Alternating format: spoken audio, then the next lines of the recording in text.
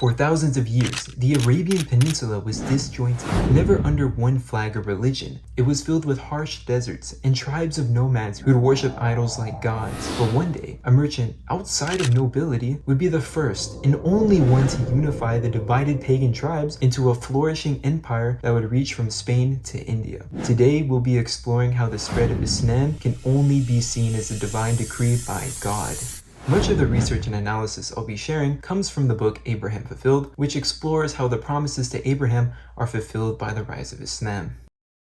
The book of Genesis, the first book of the Bible, explained the origins of life, humans, and the Jewish nation. This ancient scripture was revealed to Moses and later written down by his scribes. The earliest parchments of Genesis came thousands of years after its original conception. Due to the striking difference in time, incompetent scribes and malicious fabricators, laymen and scholars have assessed stark corruption in the Bible. But not everything was corrupted. Under the careful eye, one can see an explicit prophecy foretelling the rise of the true Abrahamic religion, Islam. It all starts with Abraham, the friend of God. As a prophet, Abraham went through many trials and tribulations, and as a reward, God reciprocated this righteousness with unbreakable promises. I will make you into a great nation, and I will bless you. No longer will you be called Abram, your name will be Abraham, for I have made you a father of many nations. I will make you very fruitful. I will make nations out of you, and kings will come from you. God promises to Abraham many things, that he be blessed. This blessing is fulfilled in several ways, one coming in the form of his new name, going from Abram to Abraham. The other way it's fulfilled is by his lineage, rather his future lineage. This lineage is how he becomes a great nation, a father of many nations, and how he becomes fruitful. And fruitful he was. Abraham would soon have two notable sons, which would truly make him beloved by God. But there was a problem. His first wife, Sarah, was unable to birth any children on her own. To their luck, she had a slave from Egypt named Hagar. So Sarah allowed Abraham to wife and consummate with Hagar to birth their first son, Ishmael. Ishmael would be the firstborn of Abraham's lineage. God would later promise Abraham and Sarah a son despite all of their troubles. The Lord foretold to Abraham that he would be next to receive his covenant. Isaac would later be the father of Jacob, who would later have his name changed to Israel. Israel would later be known as the nation under God's covenant. But what about his firstborn, Ishmael? God had a plan for him too. And as for Ishmael, I have heard you. I will surely bless him. I will make him fruitful, and I will greatly increase his numbers. He will be the father of 12 rulers, and I will make him into a great nation. God promises to Abraham that Ishmael will be blessed, fruitful by his lineage, a father of 12 rulers, and lastly states that he will become a great nation. As we read more of the Bible, we see these promises get fulfilled. Throughout the Old Testament, God expresses his blessings through covenants. Adam and Eve receive a covenant to obey God and are therefore blessed by him. He blesses Noah and his sons and gives them a covenant. As we explored earlier, the same happens with Abraham, and after Abraham dies and Isaac gets older, he is blessed under this covenant. But right after the promise to Ishmael that we just dissected, God speaks to Abraham about Isaac's future role. But my covenant I will establish with Isaac, whom Sarah will bear to you by this time next year. God informs Abraham that his covenant will be passed down to Isaac, leaving Ishmael out of the picture. But isn't this odd that right before this, God promises that Ishmael will be blessed specifically? From what we've seen so far, when a covenant is mentioned in Genesis, so is a blessing of God. So how come Ishmael is excluded from this covenant? Well, throughout Genesis, Ishmael has two contrasting portrayals, one as a blessing and one as a curse. Genesis 16 is when he's first introduced. Hagar was said to have been mistreated by Sarah, so much so that she fled to a desert for refuge. The angel of the Lord comforts her, telling her, "Go back to your mistress and submit to her." The angel added, "I will increase your descendants so much that they will be too numerous to count." The angel of the Lord also said to her, "You are now pregnant, and you will give birth to a son. You shall name him Ishmael, for the Lord has heard your misery. He will be a wild donkey of a man. His hand will be against everyone, and everyone's hand against him, and he will live in hostility towards all his brothers." This encounter leaves an odd taste in one's mouth. On one hand, the angel of the Lord is giving glad tidings and a blessing to Hagar and her soon-to-be son, and at the end, Hagar seems to be overjoyed to have been answered by God. But on the other hand, he's called a wild donkey of a man, stating that everybody will be in sharp hostility towards him. Because of this verse, many Jewish and Christian writers over the century have painted Ishmael's family in a bad light. But as readers, how do we reconcile this? Let's start with the wild donkey trope attributed to Ishmael.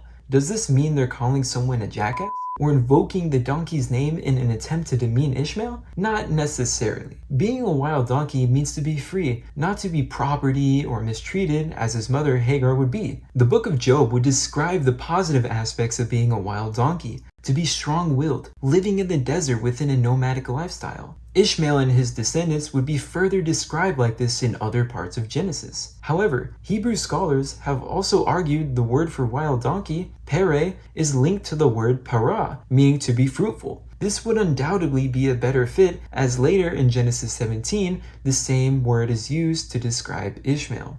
So why does it say he lived against everyone and everyone lived against him? Hebrew scholars have also pointed out that the word translated as against typically means in, at, to, on, and so on, but with towards being the least like others. This word's translation would be a product of its context, and the context is becoming increasingly clear that this is within a positive light. This helps us to believe this verse could just be as equally translated as, his hand shall be with everyone, and everyone's hand shall be with him. The Samaritan Torah happens to contain a version nearly the same as just described.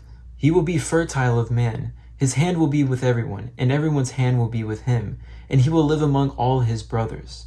This conception is much more in line with the next chapter, Genesis 17, where God gives Abraham his covenant and promises that both of his sons would be of great purpose. Ending off that same chapter, we get to learn about what Abraham does after receiving this revelation.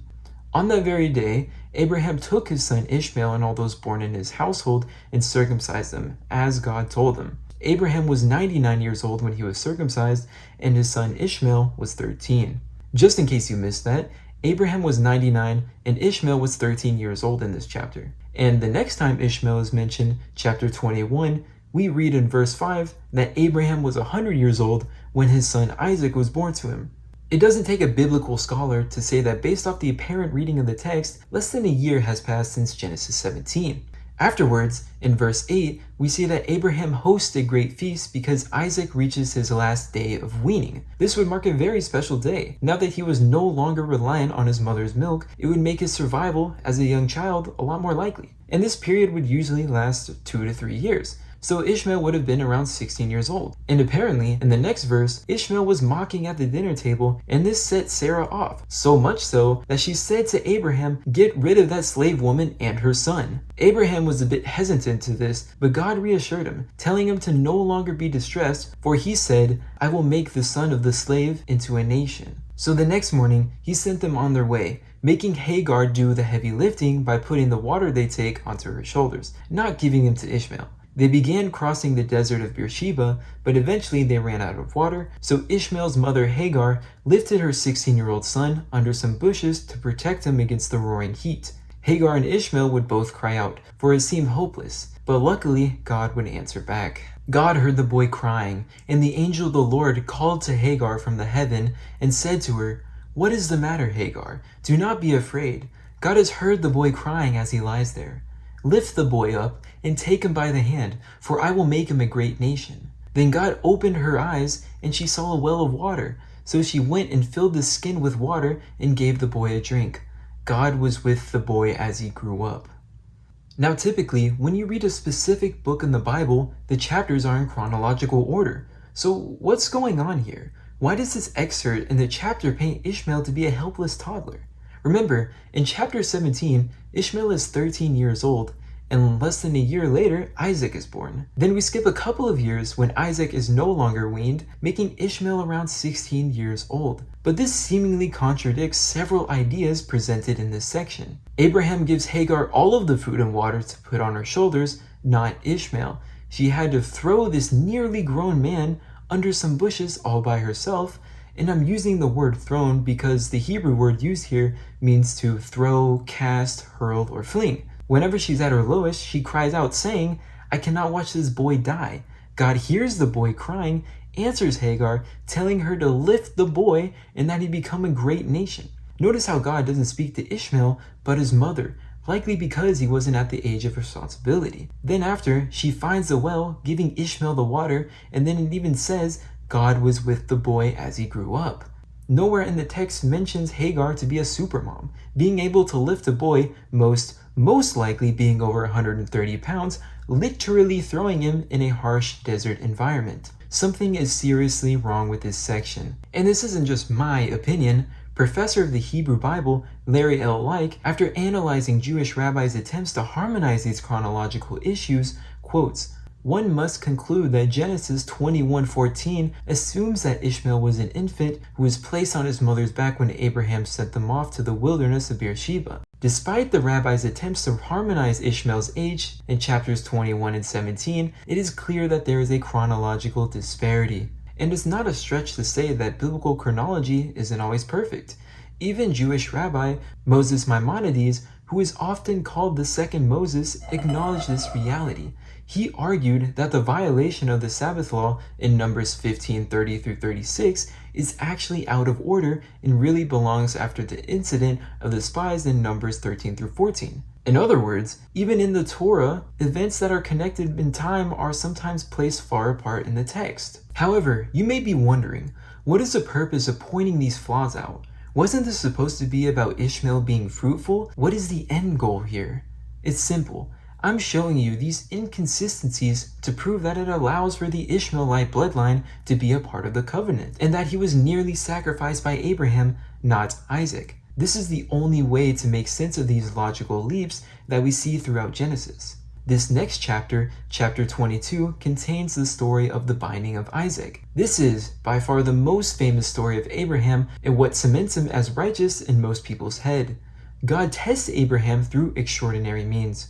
"Take your son, your only son whom you love, Isaac, and go to the region of Moriah. Sacrifice him there as a burnt offering on a mountain I will show you." Abraham makes his journey to sacrifice his child, but once he takes out his knife to slay his son, the angel of the Lord stops him, saying, "Do not lay a hand on the boy," he said. "Do not do anything to him. Now I know you fear God, because you have not withheld me from your son, your only son." He then sacrificed the lamb in its place, and God calls back once again to Abraham, saying, "I swear by myself that because you have done this and have not withheld your son, your only son, I will surely bless you and make your descendants as numerous as the stars in the sky and as the sand on the seashore. Your descendants will take possession of the cities of their enemies, and through your offspring all nations on earth will be blessed because you have obeyed me." God blesses Isaac for Abraham's righteous acts. But once again, something is awry. Why does God call Isaac Abraham's only son 3 different times? By this point, Ishmael is already a grown man, so why would Abraham and God seemingly abandon him? Well, with the context of the last chapter, one might think that he was disowned after he was seen mocking at the feast. But as we explored earlier, this is a likely addition. Either that, or the story is misplaced heavily. So there is good reason to believe that Ishmael is still in the picture. With all that being said, we should look at this chapter with a much more skeptical lens, and we have good reason to do so. Because think about what the test of Abraham is actually about. God telling Abraham to sacrifice his only child. But if you remember earlier in Genesis, God promises both Isaac and Ishmael many great things. Ishmael is called fruitful, and Isaac was said to inherit the covenant, passing it on to his descendants as well. So if you are Abraham, and you remembered a few years earlier, God gave glad tidings to your children, then once he tells you to sacrifice your only son, not only would it be confusing to understand, as you had 2 children, but then the test would be rendered useless. Since Isaac was only a child, it would have to be years until he could have children of his own. Within the New Testament, Paul attempts to address this problem, saying that Abraham knew God would resurrect the dead Isaac, but at the end of the day, it would still make Abraham's test a no-brainer. Because of this, it is much more likely that Ishmael was a child of sacrifice, but only under certain conditions, as without him, we'd still have logical, chronological, and theological errors. The way to solve this is by rearranging the original order of chapters, giving us something more like this. Now we have a much more robust chronology of events. Starting at chapter 16, when Hagar secretly gets the good news of Ishmael. Remember, right after Hagar is mistreated by Sarah, she runs away to the desert where the angel meets her, telling her about Ishmael. But as we read the text, we never explicitly or implicitly see that Hagar would tell Abraham about God's promises to Ishmael. This also explains why in chapter 17, Abraham makes a rhetorical expression, subtly asking God for Ishmael to live under his blessing. This helps us make more sense of chapter 22 as well, where God would test Abraham to sacrifice his only son, Ishmael, not Isaac. Because Hagar never tells Abraham about this blessing, it wouldn't render the test useless, and since Isaac isn't born yet, God wouldn't be truly deceptive to say that Abraham only had one son. We then skip to chapter 17, where God promises that Ishmael will be a great nation with many descendants. And finally, chapter 21 with the birth and weaning of Isaac. Now it's important that I refresh your memory on this chapter. It depicts Ishmael as a toddler, when in reality he should be around 16 years old. Not just that, but the entire idea of the chapter doesn't really make sense. Ishmael gets himself and his mother forsaken because he mocks once at the dinner table. Again, this is when he's supposedly a small child. I would say it's pretty clear this is fabricated to some extent. Within the Islamic hadith tradition, going back up until Muhammad sallallahu alaihi wasallam, we have a hadith with a vaguely similar story to Genesis 21. However, this time it ties up all loose ends and contradictions. Abraham brought her and her son Ishmael while she was suckling him to a place near the Kaaba under a tree on the spot of Zamzam at the highest place in the mosque. During those days, there was no one in Mecca, nor was there any water, so he made them sit over there and placed near them a leather bag containing some dates and a small water skin containing some water and set out homeward. Ishmael's mother followed him, saying, "O Abraham, where are you going, leaving us in this valley where there is no person whose company we may enjoy, nor is there anything to enjoy?" She repeated that to him many times, but he did not look back at her. She then asked him, "Has God ordered you to do so?" He said, "Yes." She said, "Then he will not neglect us." This version clears up the age confusion, showing from the start that Ishmael was only a baby. It's not framed as a punishment to Hagar and Ishmael, rather, it's a test given to both of his parents. This part of the story would of course be in between Genesis 16 and 22, and the other parts of Genesis 21 would stay after Genesis 17. For instance, Isaac being born. The contradictory parts tossed aside. We finally crack down on the most plausible reading of Abraham's life, backed by scripture and logic, one that dignifies Ishmael whilst getting rid of the bias inserted into the text. With all of that being said, we can further dissect what God promised to Ishmael in his bloodline. "And as for Ishmael, I have heard you. I will surely bless him. I will make him fruitful and will greatly increase his numbers. He will be the father of 12 rulers, and I will make him into a great nation." God fulfills these promises in this specific way. God blesses Ishmael, and with that his bloodline. He's fruitful by fathering 12 rulers, as demonstrated in Genesis 25 with his 12 children. They'd eventually find wives and have more children, greatly increasing in numbers. These Ishmaelites would also be deeply correlated with the Arabian Peninsula. First century historian Flavius Josephus mentions that the Arabians circumcised on the 13th year because their founder, Ishmael, was circumcised on that day. In John of Damascus, polemic towards Islam, he claims that Muslims descended from Ishmael. And of course, we have Islamic sources backing this as well, giving us Muhammad sallallahu alaihi wasallam's lineage descending from Banu Hashim, then from the Quraysh, then Banu Kinana, then the children of Ismail being the son of Ibrahim. And these Ishmaelites are later cemented as a great nation once Muhammad sallallahu alaihi wasallam starts preaching Islam in the Quran as the final revelation for both Jews and Gentiles. In the Bible, it clarifies what it means to be a great nation. In the book of Deuteronomy, Moses speaks to the Israelites right before they make it to the Promised Land. Immediately following this chapter, Moses clarifies all the laws for the Jews to follow. In Deuteronomy 4, he tells the Jews, "Do not add to what I command you, and do not subtract from it, but keep the commands of the Lord your God that I give you."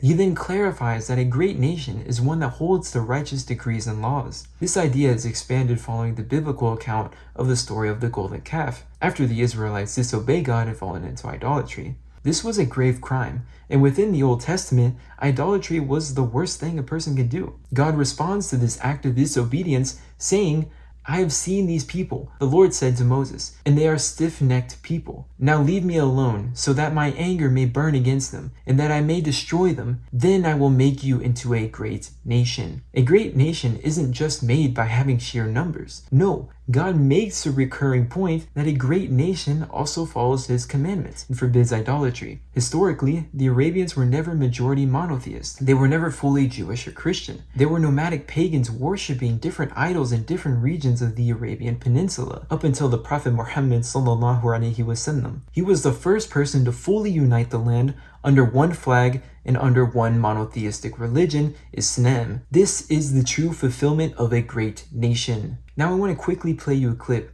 where even a popular Jewish apologist and rabbi accepts this prophecy of Genesis 17. Question is, when did Ishmael become a great nation according to you? Do you agree with these commentaries? Do you not? What's your... It's more than that. Ishmael is very striking. Islam is not, well, Muslims are not all Arabs. In fact, the vast majority of Muslims are not Arabs. There are more Muslims in the sub-Sahara than there are Arabs in the world. But the Islamic religion emerged from an Arab crucible and culture. After all, Muhammad was in Arabia. The Quran, which all Muslims consider to be the word of God, is written in Arabic. So, of course, it emerges from that. The key, now in Genesis 17, we have the blessings for both Isaac and Ishmael contained in those marvelous passages, really very striking. But really, there's really quite a remarkable thing about Ishmael. So Ishmael, his descendants ultimately went off the path, and they went into a path, unfortunately, of foolishness. They went into a path where they did not go in the way of their ancestor, but rather went into idolatry. So it was so horrible that Mecca was a place, where the Kaaba was a place where hundreds of gods were worshipped, and these were Arabs. It was a great tragedy. They were building houses and putting their babies underneath the house posts. Where the Kaaba is, they probably worshipped at least 365 gods, if our records are accurate. So therefore, in Islamic view, they have the same tradition that many of the, not all, but many of the descendants of Ishmael went off the derech, went off the proper din, and they went into a state of I don't call it stupidity, but of one of lack of knowledge.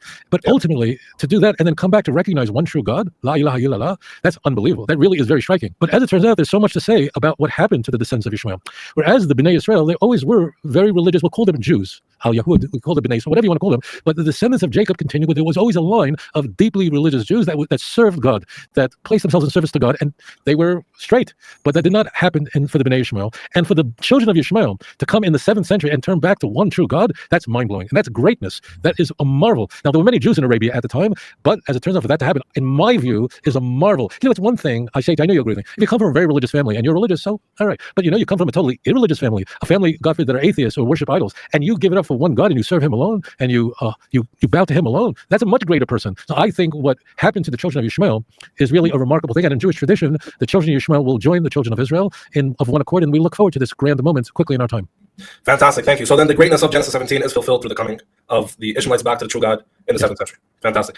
But that's not the end of the story. We have another prophecy in the story of Abraham where God tells us exactly where the Ishmaelites would reside. When the sun had set and darkness had fallen, a smoking firepot with a blazing torch appeared and passed between the pieces. On that day, the Lord made a covenant with Abraham, saying, "To your descendants I give this land, from the Wadi of Egypt to the great river, the Euphrates, the land of the Kenites, Kenizzites, Cadmonites, and so on." God promises to Abraham that his descendants would reside from the Wadi of Egypt to the Euphrates River. It should be noted that who these descendants refers to is seemingly reliant on the context. Following these 5 verses, we arrive at the conception story of Abraham and Hagar's child, Ishmael. However, before these 5 verses in chapter 15, we have a pretty explicit prophecy about the Israelites being slaves in Egypt. So which do we choose? Well, in order to decide which is the more likely option, we should first check out the previous verses. It mentions that as the sun was setting,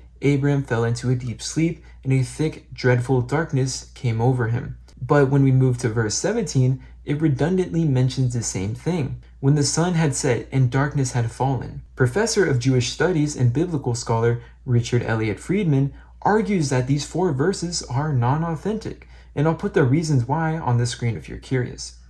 But this helps us recontextualize these verses and gives us more weight to the idea that Ishmael could be included whenever God says Abraham's descendants would reside from the river of Egypt to the Euphrates River. The river of Egypt likely refers to the Nile River, as the Nile is the most notable river in Egypt. So which of Abraham's descendants does this apply to? According to Deuteronomy 1:7, the Israelites were supposed to conquer the Euphrates, but the truth is, they never did. In fact, God tells the Israelites that they won't have any share in the Edomites or Moabites' land, meaning that automatically they're missing on some of the land promised in Genesis 15. This is a recurring theme of the Israelite covenant, the fact that if they transgress and sin, then God will revoke his provisions given to the Israelites. This is the same reason why Moses' successor, Joshua, is not able to conquer all of the land promised to the Israelites. Joshua lists all of the unconquered land in chapter 13, but following this, the Israelites mostly divide the land rather than conquering the rest. Unfortunately, Joshua and the Israelites never fully roamed from the Nile to the Euphrates, and in Joshua 21, God closes the door of opportunity. So the Lord gave Israel all the land he swore to their ancestors, and they took possession of it and settled there. The Lord gave them rest on every side, just as he had sworn to their ancestors. Not one of their enemies withstood them. The Lord gave all of their enemies into their hands. Not one of all the Lord's good promises to Israel failed. Every one was fulfilled. This verse explains all of God's promises of land were fulfilled to Israel. But even then, they never had all of the land in between the Nile and Euphrates. After this point, even if the Israelites were able to conquer this land today, it would not be a fulfillment of Genesis 15:18. Keep in mind, this promise in Genesis 15 is unconditional, unlike with the Israelites. So he's saying that he will grant this land. This means that it was either a false prophecy for the Israelites or that it would be fulfilled with Abraham's other son, Ishmael. And with Ishmael, the Muslims would fulfill it quite easily. However, a Christian might argue that the Byzantines fulfilled this prophecy during their peak empire. They would then go on to quote Paul, where he says that the believers are the children of Abraham. The idea would be that since the Christians are the children of Abraham, it wouldn't conflict with Joshua 21, saying that the Israelites could no longer fulfill land prophecies. This doesn't work, however. It is a later interpretation, and regardless, the Byzantines were still missing land integral to fulfilling this prophecy. Certain modern-day countries, like Israel, are using Genesis 15 as a political device to garner votes in nationalism, although they are definitely inflating the promised land by including entire countries. But the point being, even they understood that river to river would include parts of the Arabian Peninsula in Iraq, which the Byzantines never conquered. This leaves us with only one nation to fulfill this: the Muslims. They were the only people to control this land from the Nile River to the Euphrates River. Even today, we see all of these countries maintaining a majority Muslim population, even after 1400 years of history. Truly, the book of Genesis, from chapter 15 to 22, foretells of Islam, a religion that holds to God's commandments, forbids idolatry, and even foretells the exact countries it would spread to. Surely, since God exists, he seems to favor the Muslims with prophecies thousands of years old. And if that prophecy being fulfilled wasn't enough, there was another, one made in the Prophet's own lifetime, that would pinpoint in advance exactly where Islam would spread to next. During the Prophet Muhammad ﷺ's own lifetime, there was a moment when the very regions mentioned in Genesis were predicted in detail to fall under Muslim control. And the prediction came not at a time of victory, but in a moment when the Muslims seemed on the brink of annihilation. It was the Battle of the Trench. Medina was surrounded by an army of 10,000. The Muslims outnumbered 3-1. While digging defenses, the companions hit a rock they couldn't break and called the Prophet ﷺ. He struck it 3 times, and with each strike, he announced another land the Muslims would conquer. Allah is the greatest. I have been given the keys to Syria. I have been given the keys to Persia, and I have been given the keys to Yemen. And this wasn't the only time he foretold specific conquest. On another occasion, he told his companions, "You will soon conquer Egypt. So when you conquer it, treat its inhabitants well, for you have kinship and marriage ties with them." Think about that. Syria, Persia, Yemen, and Egypt, 4 regions all tied directly to the land promised to Abraham's descendants in Genesis 15, stretching from the Nile to the Euphrates. These weren't just vague guesses. They were precise predictions made at a time when the Muslims were outnumbered, besieged, and fighting for survival. For a small, embattled community to claim it would soon conquer the world's greatest empires was unthinkable. Yet, within a single decade of the Prophet's death, every single one of them came true.